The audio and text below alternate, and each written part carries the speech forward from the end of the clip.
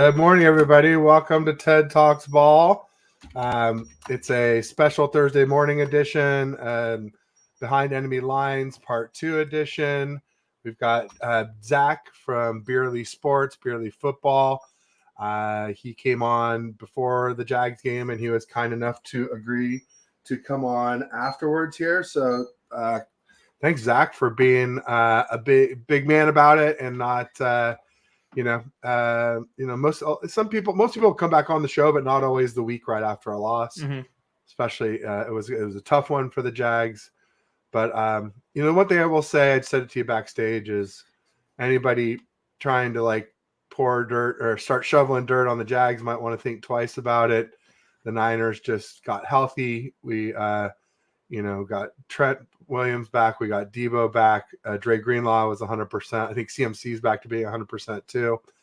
And they're pissed off. We had lost 3 going into the bye, and some of these games the Niners look like world beaters. Steelers, Cowboys, Jags. I guess you could throw the Cards in there, but I don't really count the Cards. At least not without Kyler, and also Budda Baker was out when we played them too. But nonetheless, the rest of the games we looked beatable or beaten. So, welcome this morning. How you doing? I'm doing good. Obviously, and I think I said this last week. No one's a bigger critic of the Jags, or no one should be a bigger critic of the Jags than Jags fans. And I say the same thing about every NFL fan base. If you want your team to be successful, you got to call the crap out when you see it. No, Zach, then you're a hater. You're a hater. Yeah, That's what I get for my fan base when I tell the truth. Oh, yeah, I know. I see it all the time on Twitter. I try and run defense for you, but I appreciate that. Thank you. But y'all took it to us, and it was the worst offensive showing from this team. I'm gonna say since Doug Peterson took over as head coach. And we had some bad games early on last year, but offensively we just looked lost. And so, we deserve all the stuff we're getting right now, 100%. Well, some of that is, we talked last week. You were great. I talked about it backstage, but let me reiterate now that we're back live again. I mean, I took some of the key talking points that we talked about in our show last week. I plopped them right into my article, and you made me look like a genius on several of them. One, of course, was Jags O-line being a weak spot. One was Tank Bigsby being a fumble threat. He didn't fumble, but he did tip a ball that was imminently catchable up in the air and allowed Hufanga to catch a lazy pop fly and an easy interception. Mm-hmm. I think the other one was it D'Ernest Jones? Is that the guy? No, that's the running back. But who was the other guy got hurt the first play of the game. That was Jamal what I was thinking. He got hurt, so he didn't have a chance to fumble. Yeah. But I have no doubt that he would have, based on your other two were stone cold locks. So thank you for the inside scoop. And don't feel too bad about the Jags not playing well offensively. I mean, ultimately, this Niners defense, no one's ever seen this Niners defense before, right? Chase Young, brand new. But beyond that, there are some other things too. For one, I have to say I was wrong when I said don't bring Steve Wilks down from the booth, or at least that he doesn't need to, because I said, hey, there's plenty of guys who coach DC, defensive coordinate from the booth. Some notable examples of really successful ones would be Vic Fangio, who's now with the Dolphins. He almost came to the Niners in the offseason. Also, Dan Quinn, who is sort of Kyle's nemesis on the Dallas Cowboys from when they coached together on the Falcons. So in their certain personalities like D'Amico Ryans and Saleh, where they're rah-rah guys and they're fired up and they get guys going, they're ex-players and they they make it, they're super value add on the sideline. And I was worried that Wilks, not only might not be an out value add, but he's so stoic in the booth. We saw plays where the D did well and he was just brooding and thinking of the next play, and everybody's high-fiving and slapping each other around. And it seemed like he might be sort of a negative on the sideline, but he definitely, was good. There are several people commented on it. The one thing I will say is some people are saying, oh, it's huge that Wilks came down from the booth. I think it was pretty good. I think it definitely helped more than hurt. That's for darn sure. I'll say that. But there were some things I alluded to already. One of them that made big differences too. Chase Young joined the team. He and Bosa just had this sort of brotherly love from Ohio State University. A competition, they sort of spur each other on. Let's meet at the quarterback type of thing. Maybe the biggest, though, was not a personnel thing. I think the biggest was the thing that while Wilks came down from the booth. I'm getting caught up with Abe Lincoln here. While Wilks came down from the booth, he also changed up our scheme where we had been playing this really soft defense, this almost prevent defense where backs are like 8-10 yards off the line, and we're just giving up these 5, 6, 7 yard catches. As long as the QB was patient, you could just pick us apart that way. Yeah. And that was a huge change to move the cornerbacks up. Then there was a couple other personnel ones besides Chase Young.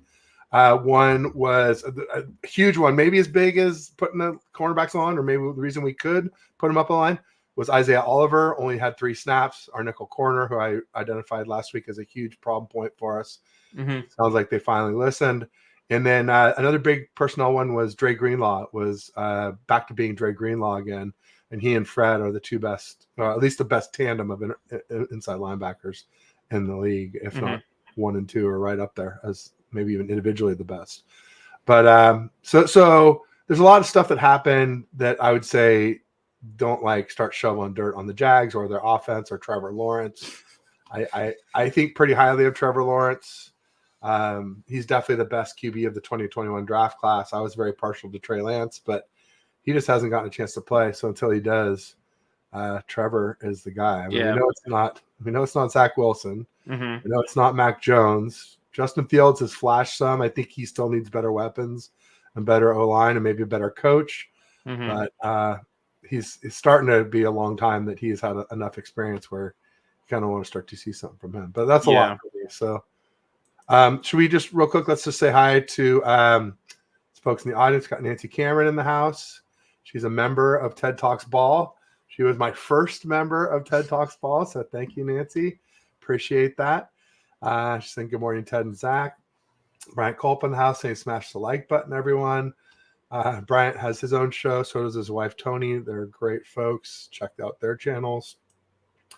And he's just saying hi to Nancy. And they're saying hi back and forth. So, as far as, the game goes, the other part about the game is it was close for a while, right? I mean, even going in 13-3 at the half, I don't think would have been such a big deal if we didn't get the ball in the second half. But we did that thing where we defer.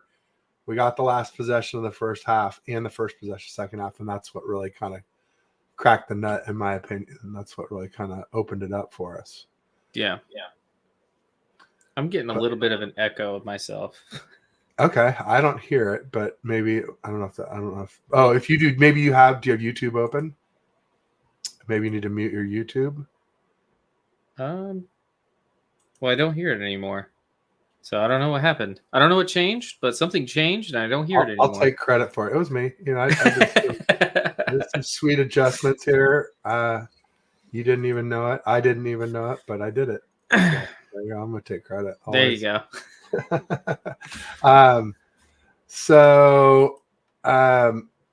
And then as far as Brock Purdy goes, Purdy played really well. Obviously he was really money on the money throws. I think he was 6 for 6 on the deep throws. Some of them though, all right, let me ask you this, because I've asked some Niners content creators and most of them agreed, but do you think Kittle pushed off on the big TD play? Honestly, or just fighting, and that's what happened. I don't think he pushed off. I think if you would have called pass interference there, that'd have been super, super controversial.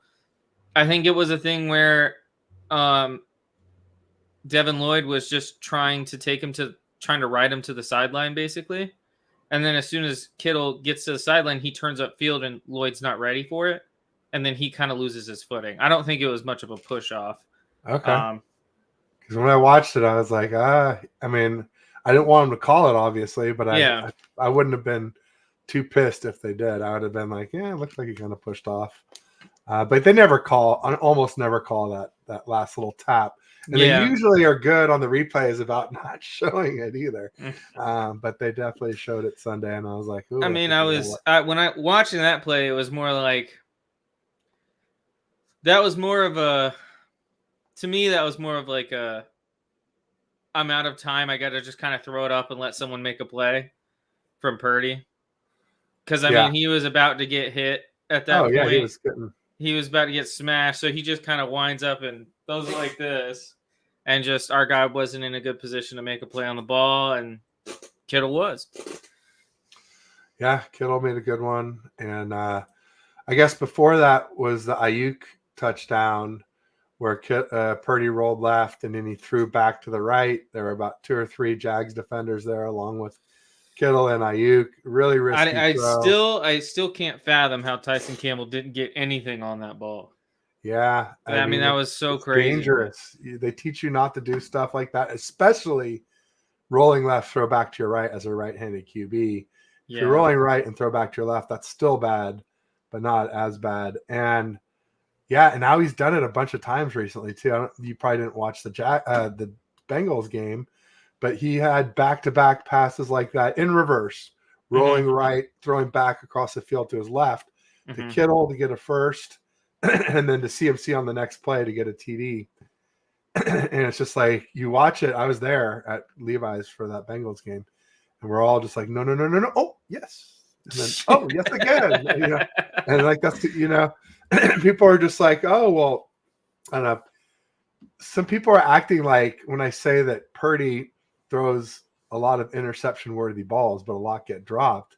And they're like, well, when did they even start keeping track of that? And like, that's like, I never heard of that before. And it's like, yeah, man, there was a point this season where Purdy had thrown 4 interceptable balls and none had been picked. They'd all been dropped.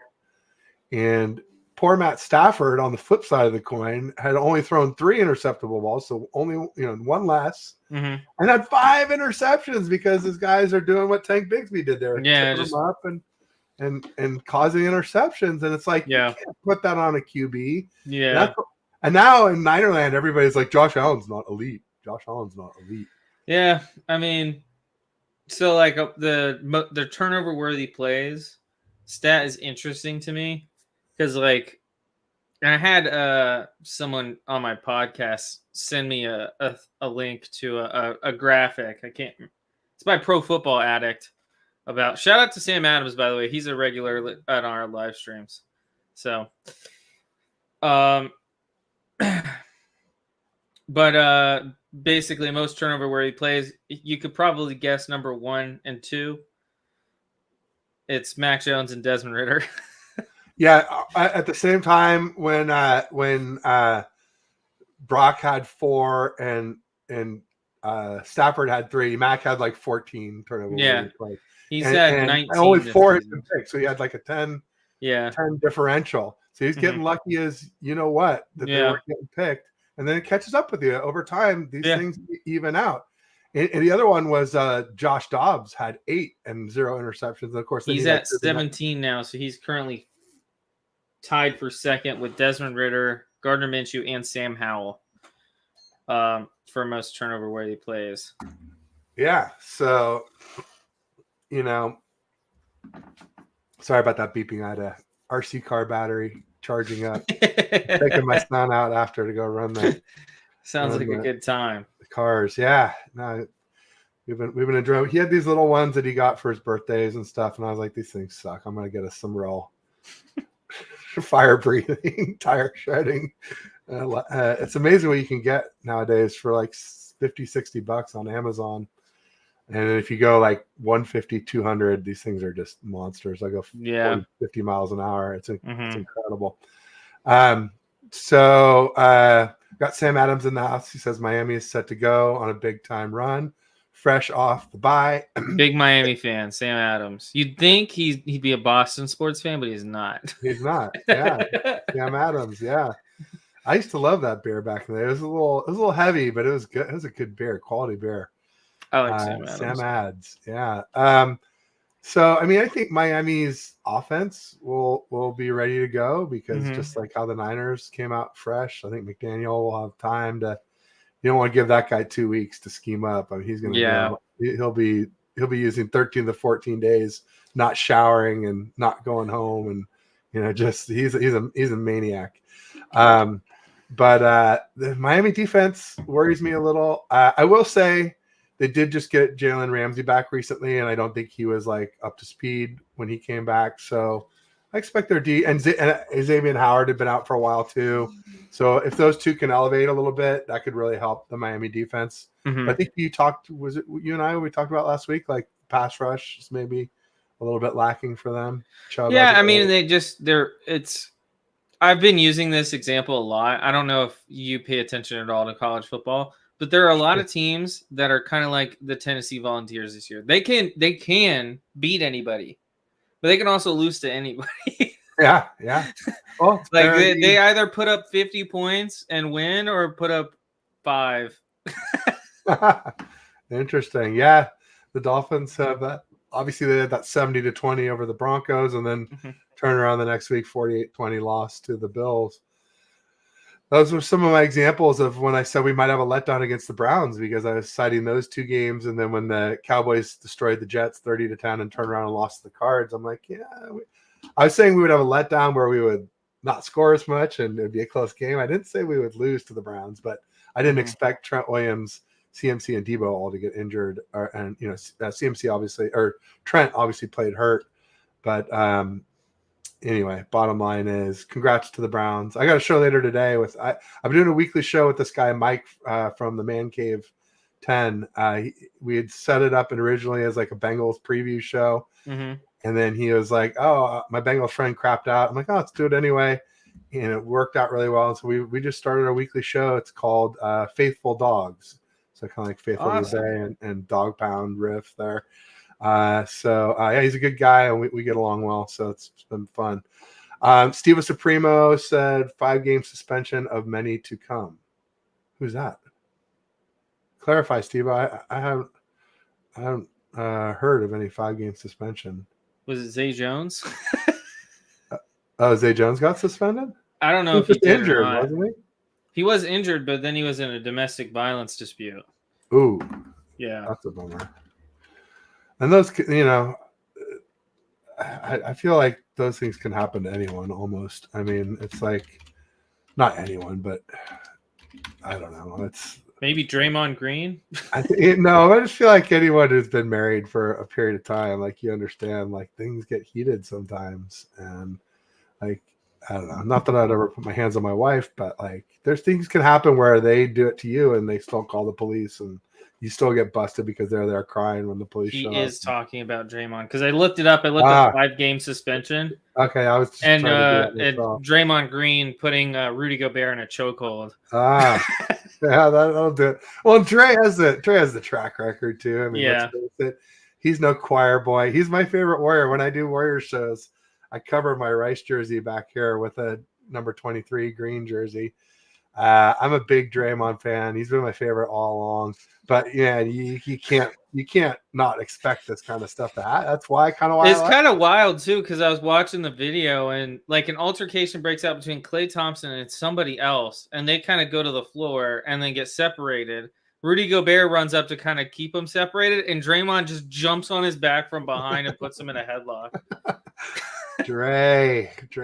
Yeah, I can't say I'm surprised, especially after the Jordan Poole punch, and there's all kinds of stuff. But with that Jordan Poole punch, I mean, I will say, if you go talk smack to somebody and give someone a shove, like don't be shocked if it comes back a little harder back at you. I mean, that's the way big boys play. Shout out to LeGarrette Blount, by the way. What did he do? Oh, he's punched like several people playing football. Like he did it when he was at Oregon, when they lost to Boise State in a bowl game. He like knocked a dude out. Knocked a dude out, and then he did it again in the NFL a couple times, I think. But LeGarrette, but he was a tough runner, man. I always liked the way LeGarrette Blount. Yeah, he's one of the best in between the tackles, probably in terms of getting like 3 to 4 yards every single time. goal line, short yardage. Yeah, he was a monster for the Pats and elsewhere.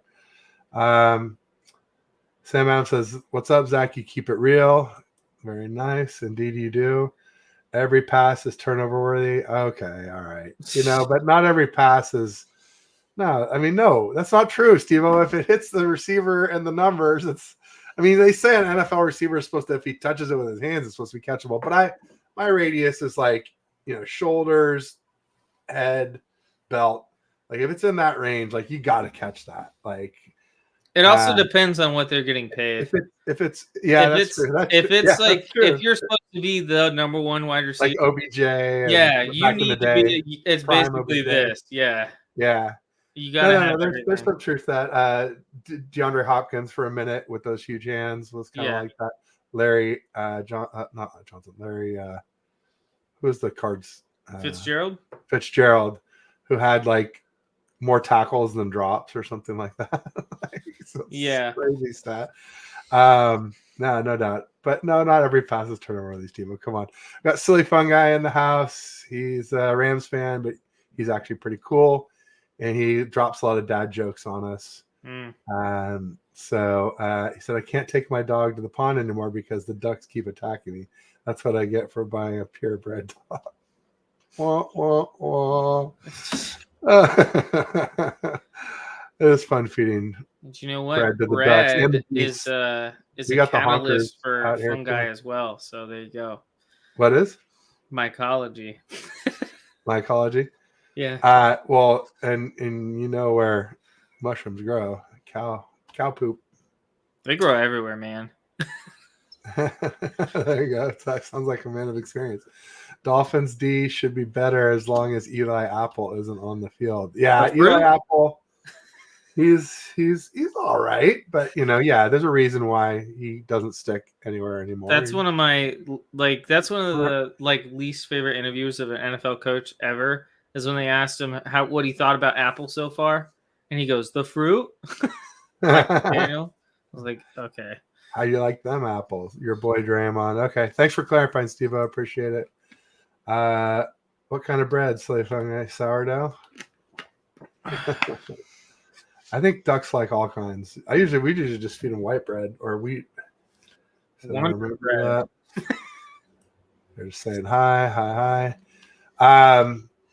Yeah. So, what else should we talk about from the game? I mean, obviously, it was, there were some slow spots for the Niners, but ultimately, like the beginning and late in the game, Brock Purdy was pretty nails.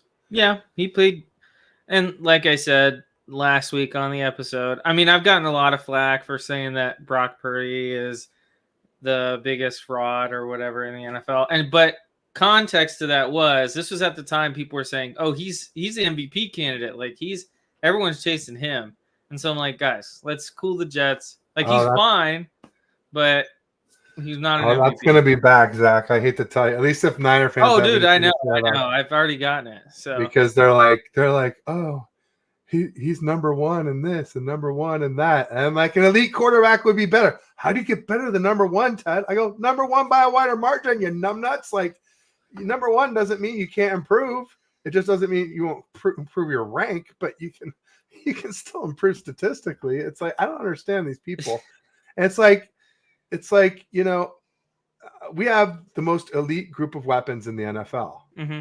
All right. And obviously the most elite running back in Christian McCaffrey. Mm-hmm. We have a very elite defense. It was the most elite last year. It was looking like it again against the Jags, against your team. Mm-hmm. And then, Kyle is elite.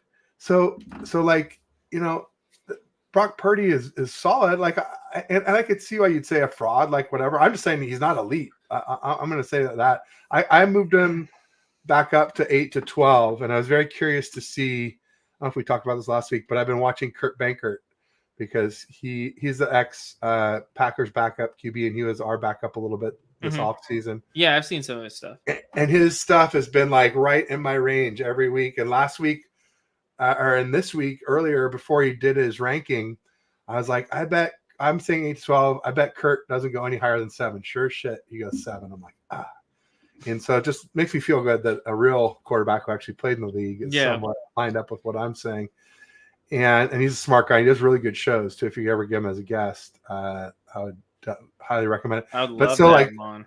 Tuesday morning it hadn't come out, and I'm like DMing him like, "Hey, dude, you gonna do your QB ranking?" like some of us are waiting. Come on, man, let's make this thing happen. And anyway, he did, and I think I said something in there about it, like how I figured he might be a little bit higher than mine, but I said that I didn't think he was higher than 7, and he did 7. So I was pretty proud of myself for that. But yeah, a lot of these 49er fans are just like. I had somebody say, well, Ted, Brock Purdy's stats are pretty comparable to Mahomes this season. And I'm like, yeah, well, Mahomes only has Kelsey. This is the only elite weapon. And same thing with Josh Allen. He only has Stephon Diggs as an elite weapon. Like, you look at, like, Burrow, he's got Jamar Chase, he's got T. Higgins, Tyler Boyd. Boyd's not elite, but I think Boyd might be the most underrated wide receiver in the NFL. Yeah, because he is I think he's top 5 slot receiver in the NFL. I think he's got great hands. He runs really good routes. The problem is he's stuck on a team with T. Higgins, Jamar Chase. Everyone forgets about him. Right. No, exactly. And Tua obviously has Waddle and Tyreek, who's all world. And so it's just like, you look at the people that have won, it's like, it's a huge hindrance. And also turns out Pat Mahomes, this isn't his only year. Like, he's Super Bowl champ, man. And he's like 2-time Super Bowl champ, and he's been to 3 of the last 5. And, it's just the stuff that goes on with this fan base. It really, it's like, I'm really happy we won. I don't have Mahomes at 1 right now. I put on my QB rankings. Yeah, I have Burrow at 1 right now. Yeah, I like Burrow a lot. Well, I mean, shit, if you watch the game against us, 28-32, 3. I mean, he sliced and diced our defense. Right now, I think he's playing like the best quarterback in the NFL. And he was running with power, and I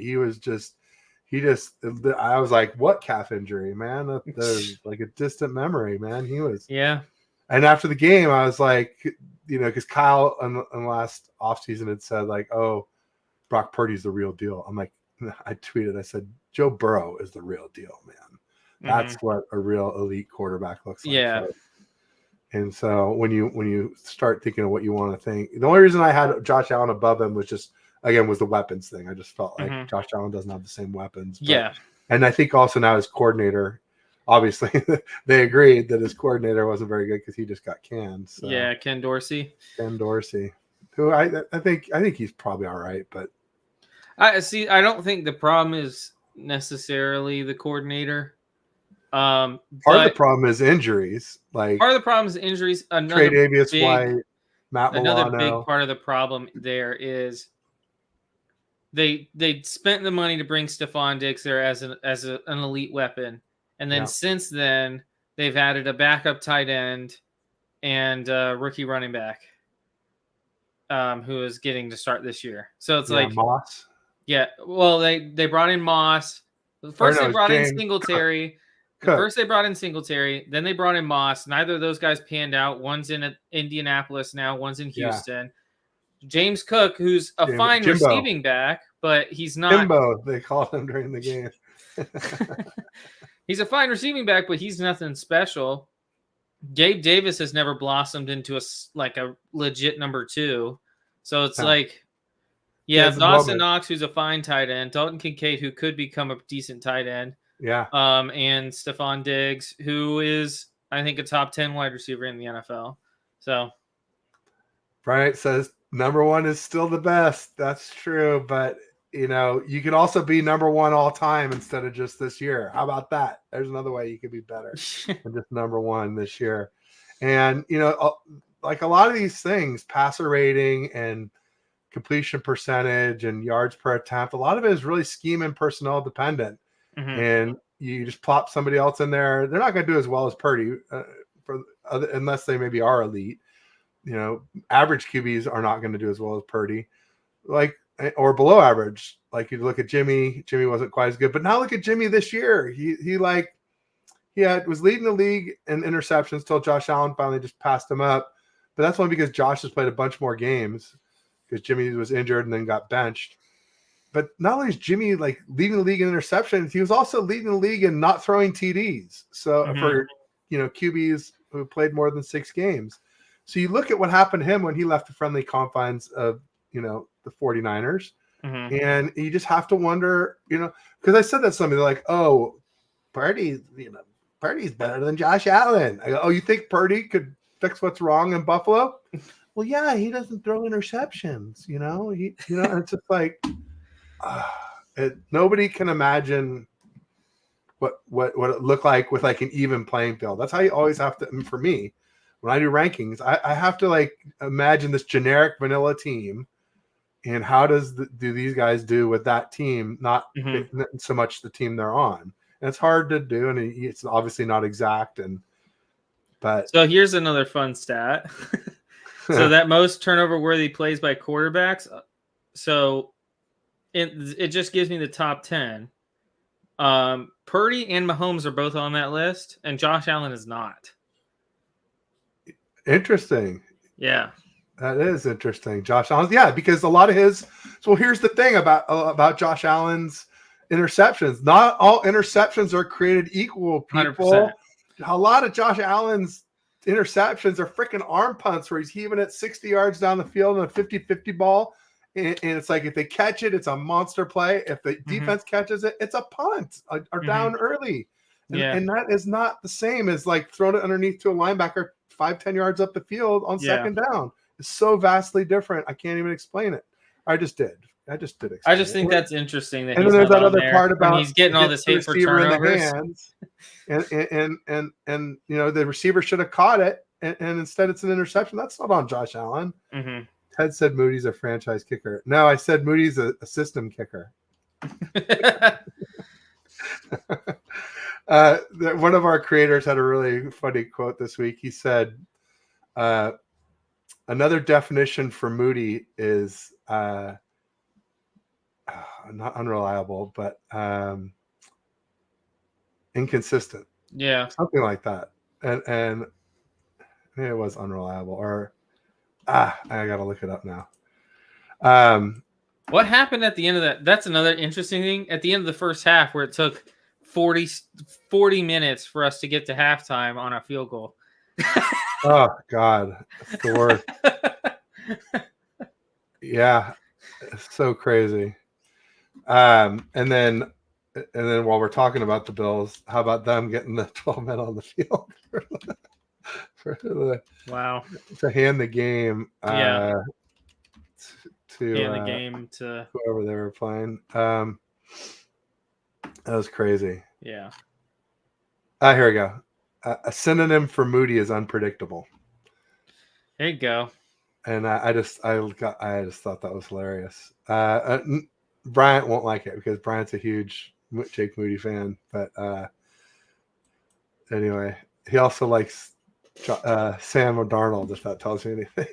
I love Sam Darnold. He deserves to start somewhere. Oh God, no! Two of you guys are going to go have a little Darnold bromance show. Listen, Darnold has never played on a good team. That's true. He was with the Jets when they were awful, and then he was with Carolina. Arm punt WTL. What the? Okay. Yeah, arm punt. That's a term for a long pass, 50-50 ball, and you're just like, if the 50% it gets intercepted, it's just like a punt, but down early. No biggie. So yeah, it happens a lot. That's interesting that Purdy and Mahomes are in the most turnover worthy plays. And by the way, just for transparency, so is Lawrence. But Trevor Lawrence, okay, yeah. Well, you got to figure because he's up there for some of the most turnovers. Here was before our game, and then obviously through the 3 picks. Yeah, so that was a big game. 3 picks, 5 sacks. Defense looked like it's back, but again, I caution people, just like Zach told us last week, Jaguars' offensive line is maybe a little suspect. So our D may not look so good against, well, the Bucs probably will, but we got some good teams coming up after the Bucs. We got Seahawks, Eagles, Seahawks. And I don't know if the Seahawks tackles are back, but they were missing both offensive tackles for a minute. Oh, someone who can answer is right here. Joe Stevens with Purdy, greater than 80s. Joe Montana, he's messing with me. That's a take. He's messing with me. Oh, yeah, no, we get it all. Montana, Brady, Mahomes, Josh Allen. Yeah, he's better than all of them, of course. Joe Stevens just wants us to pay him $60 million. So our roster falls apart. He's a Seahawks fan. And the Seahawks trader, check out his show, everyone. But Joe, tell us there we go. Okay, so Lucas will be back Thanksgiving, it looks like. So Cross is already back, I'm guessing. But they have 2 young, good offensive tackles. And if they get those guys back, it's a whole different offense, with Kenneth Walker, with DK Metcalf, with Lockett. Seems like Jackson Smith and Jigba maybe a little bit slow getting going. I'd love your thoughts on that, Joe, while you're here. And let me scoop back up. So Steve-O's mocking Bryant Culp because he was saying Sam Area and the home opener. He wears Bryant wore his Moody jersey of the home opener, and then when Sam came in for mop up, he was chanting Sam Area, kind of like Trey Area. And so it's good stuff. There we go. He says Sam Darnold is underrated in caps. 100%. Scream 100%. it. It's underrated. Yeah. He's so louder underrated. For the people in back. Underrated. Sam Darnold Seahawks would win the Super Bowl. Oh man. All right. Come on, man. Come on, man. Because I think Geno's pretty decent. He throws a good deep ball, that's for sure. Mm-hmm. Yeah, his cross has been back 3 weeks. Okay, shows what I know. I need to pay closer attention. But I don't pay that much attention until we get closer to our games. Now that we're just a couple weeks out, time to start paying attention to the enemy. I noticed Joe's showing up more in my shows too, so it seems like he's doing a little bit of that too. If Sam Darnold was on the Rams, they could win. Oh, come on. No. Stafford is a really good quarterback, and all he has is Kupp and Puka.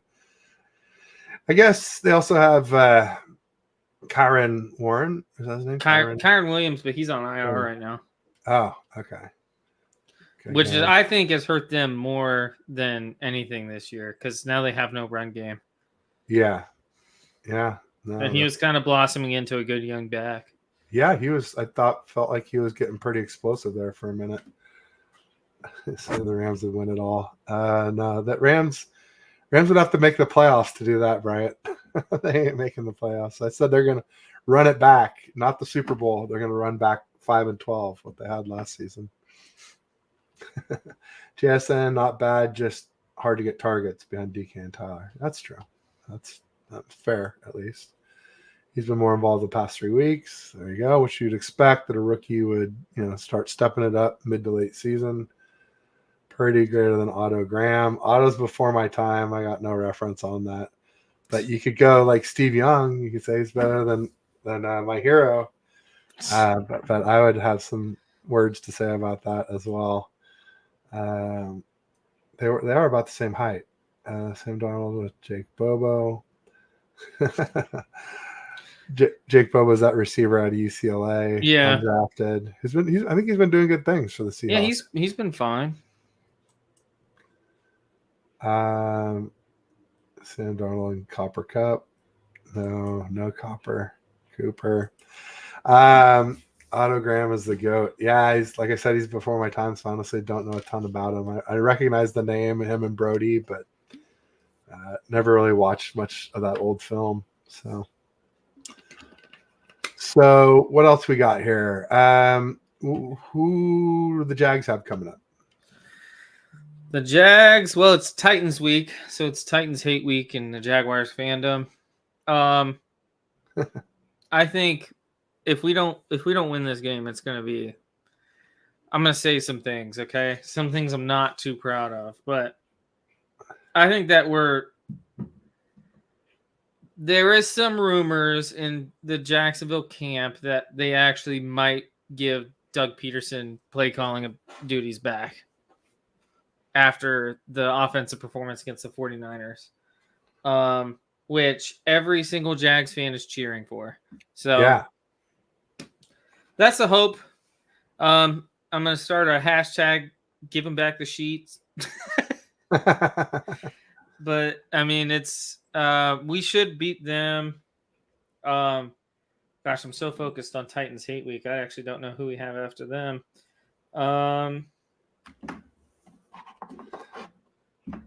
So we have Titans this week, followed by the Texans, which we got beat by earlier this year. So hopefully we can. And they're looking really good. They are looking real good. Tank Dell. They just bumped off the Bengals, even though Chase Young played, right? So no T. Higgins, but still, that's an impressive then we one. have the Bengals on December 4th, the Browns, the Ravens, the Bucks, the Panthers, and the Titans. Okay, so at least the last three aren't too terrible, but that's a tough stretch. We've had a tough schedule this year. Yeah, started with the Colts, then we had the Chiefs. Ravens and Browns together. That's brutal because they just played a slobber knocker. Yeah. Although I guess the Browns not as much now that Deshaun's done for the season. Trade for Carson Wentz. He's on the Rams right now. I don't think he's going to take anybody where they want to go. I think that ship has sailed. 8 championship out. My friend keeps talking about Jake Bobo, UCLA, or it was the one that got away. Is that Bashar? Who is it? There's somebody that was a big Jake Bobo guy. One of our creators. I think that I work with closely. Anywho. What else we got? So with us, like I said, we got the Bucks this weekend. I'll be there. My first time ever going to the gold mine at Levi's. It's sort of like the out-of-town VIP section, and I'm not out of town, but some people from the 49ers Faithful UK are going to – I think he said 28 or 38 people, not all coming from the UK, but going to sit there with the 49ers Faithful UK. And it's interesting because it's my mom's 80th birthday party. Sunday night, and it starts at 6:30, and it's about an hour and a half away from Levi's with traffic and coming home, and I got to change into a suit and stuff like that. And this thing about going to the gold mine is like, because they're like free tickets, and it's like you gotta like cheer all through the game, but you got to stay all the game. Like you can't just be like, oh hey, we're winning like 80-0, like or losing 80-0, whatever the case may be. You like you have to stay the whole game. And not that I want to leave early, but I mean, it would help me to not be late to my mom's game. But ultimately, you got to do what you got to do. And this is a once in a lifetime opportunity for me to do this. And it was really cool because it's part of this whole TED Talks ball thing. Finally paying some dividends. I actually got invited to do the gold mine earlier in the season for the Giants game, the home opener that I was just talking about. That Bryant was there with the same group. Jess from East Coast Red and Gold had a big group of folks there. But that was the week my wife gave birth to our new son. And it was literally Monday she gave birth, and that was Thursday. We were still in the hospital because she had C-section. So no chance I could have gone to that one. And even if we were out of the hospital, like if I was like, hey honey, can I go to the game? Like I made sure to wait like a full month. I didn't ask for Cowboys, which definitely I would have asked for normally. And I waited till Bengals, because I was like, all right. And also I want to see a really elite quarterback in Joe Burrow, even though I knew we might lose. And then, so I got the Bucks, and then I think I'll be at the Seahawks game when we come back to Levi's after the Eagles in Philly. And then my uncle usually comes through with some tickets, but I don't know what home games there are left after that aren't in the holidays when we're out of town. I guess maybe Rams at the end of the season might be one where I might end up if there's anything to play for at that point. So Bryant says, gold mine section, let's go. Absolutely. Fired up. My yoked punter from high school going to the game. Nice. Stay the entire game. You might get on the field, maybe see someone special. Yeah, I will stay the entire game. I don't think I'll have time to get on the field and see anyone special, but I know that's the thing. It's like when they were there, they got down and they met freaking Steve Young. All right. Wow. I mean, like, how do you, and others? I mean, I'm sure Jerry was there too, and he's at most home games, Jerry Rice. And yeah, I mean, these are my legends. But it's also mom's birthday. It's hard, it's like, gotta weigh those options. What are you going to do? Yeah. I guess there'll be another time, hopefully. Tell your mom to move her birthday to Saturday night. Yeah, I would do that. But this has been in play for a long time. My wife's been planning it. And yeah. The funny thing is the Beerly Football Podcast is probably going to the Jags-Bucks game in December. So nice. So we both get to see the Bucks play. There you go. This year. Oh, Baker, you good? I mean, I think Chase and Bosa are both going to have a little something extra for Baker with the whole Oklahoma OSU rivalry. Takes the Oklahoma flag. Well, Bosa already did it the Monday night they played here in 2019. I was at that game. Oh yeah, yeah, that was a fun one. And or was I there? I don't think I was actually at that one. But it was amazing. Baker, you good? He will not be good. I can tell you right now. I mean, he's got worse to protect him. Mm-hmm. He can thank his lucky stars for that. So maybe one of them will be neutralized, but I don't really think there's much else on that offensive line. It's kind of like ours with Trent Williams and a bunch of just guys after that. And we could have had him. We could have had Tristan Wirfs, man, and we traded that pick to move one back to take Kinlaw in the 2020 draft. Yeah. And what a disaster he's been. We didn't even pick up his 5th-year option. Yeah. And it's just this great lesson, Zach. Like, if you trade away a player, do not take that pick and pick the replacement directly for that player with the pick, because they're always going to be compared. It's always going to be like, oh, wow, he's no DeForest Buckner, Oh, no shit. Yeah. I mean, I am interested to see what the Jags do this offseason. I'm interested because a lot of the pieces are there. Clearly, the offensive line's not good enough. The interior of the D-line is okay. The pass rush needs to get better. We need a better secondary. So it's going to be interesting to see how many holes we plug. Foye Oluokun is a beast. So yeah, I love Foye. Yeah. I've been singing his praises for 3 years before anyone knew his name. No, I remember when he was on the Falcons. Yeah, I remember he's a beast. Thinking he's a beast. Yeah, he's something else. Cool. Well, I think. Real quick, let me just pay the bills. TTB is brought to you by TTG. That's the Travelstead Group. They do retail and hospitality logistics. So that's transportation and warehousing for brick and mortar. They do fixed furniture and equipment. That's FFE. Operating supplies and equipment. That's OSE. New store openings, rollouts, relocations, decommissions. From the first mile to the final mile and everywhere in between, Travelstead has you covered. Let them know they can help you via air, ocean, or land. Closed loop solutions for retail and hospitality. Nick and Henry are the go-to guys there. They're great folks. They have 100% US-based support. These are really complex operations, always at the least fine-tuning, if not snafus. Good to know that those people you call will understand what your business is all about, not some overseas call center where they have no clue what you do. Check out their website. It's in the description for the show, YouTube About page, Twitter bio, also on Instagram and Facebook. If you follow me there, click the link, check out the video, and just be sure and tell them Ted sent you so they know where you came from.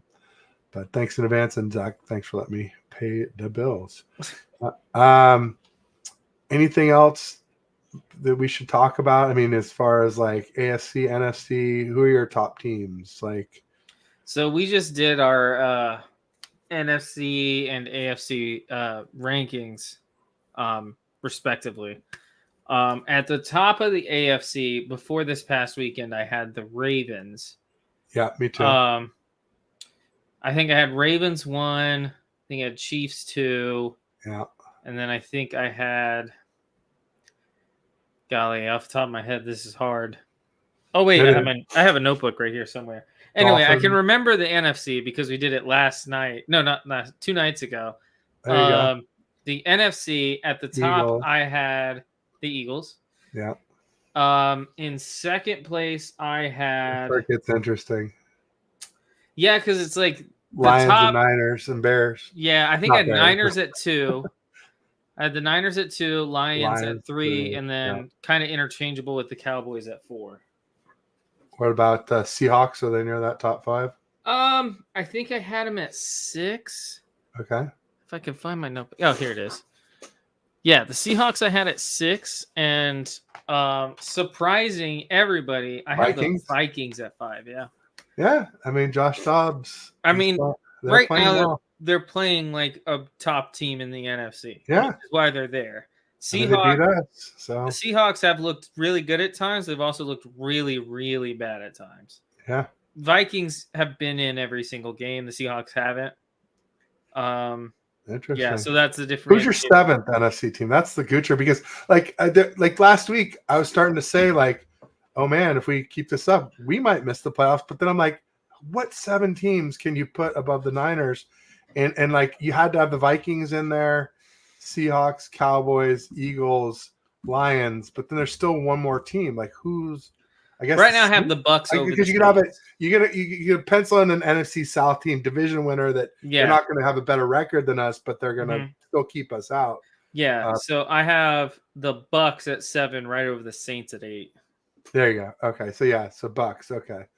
Interesting. And then for AFC, you said Ravens, Chiefs, Dolphins 3. At the time, again, this was 2 weeks ago, I had the Jags at 3. Now I put them at 7. Because, I mean, again, I'm a harsh critic of my own team. I'd probably put Bengals 3, even though I had the Bengals 3 now. The Bengals. And were you the one saying you got the Texans sneaking in? Yeah, I thought the Texans had a good chance of sneaking in over whoever wins the division, either the Dolphins or the Bills. But the one that doesn't win the division, right? I have them maybe beating out them for that last playoff spot. Wow. So maybe no Bills in the playoffs, maybe no Dolphins in the playoffs. That's crazy. Wow. I mean, the Texans are playing like a top off, arguably the best offense in the NFL right now. So yeah, they're playing well. CJ Stroud lighting it up. Interesting. Well, Zach, thanks a lot for coming on the show again. You're welcome anytime. We'll have to do this again before too long. Yeah. And and thanks for having me on your podcast over the off season. It was a lot of fun. And don't be a stranger. I'll see you on the timeline. Hit me in the DMs, whatever. Yeah. And we will make it happen again before too long. It's always good to talk to somebody who's realistic and not too much of a homer. I like it when you're the toughest on your team. I try to be really tough on my team too. And the reason are you even a fan, Ted? I'm like, yeah, I'm a fan. Yeah, when I put the Jags at 3, I was like, okay, well, we have a top 3 record in the AFC. Yeah, our offense appeared to be getting better going into the bye week, and I figured coming out of the bye week we'd look even better than we did in our last game. Yeah, and I was wrong. And so the offense looks worse than it has all year, and so they moved down a bunch of spots, down to 7. They'll be back. I still think our defense is gonna keep us in everything. Yeah, they'll be back up soon, I'm sure. I hope so. That's what I was saying on the timeline. I'm pretty consistent in my shows and what I say on the timeline. I don't say things just for clicks or just to make people feel better or whatever. It's like I say what's truth and what's on my mind, and hopefully people can hang with that. Anyway, thanks again, Zach. I'll just say peace and go Niners. You want to give us a Duval? Duval! Thanks, everybody.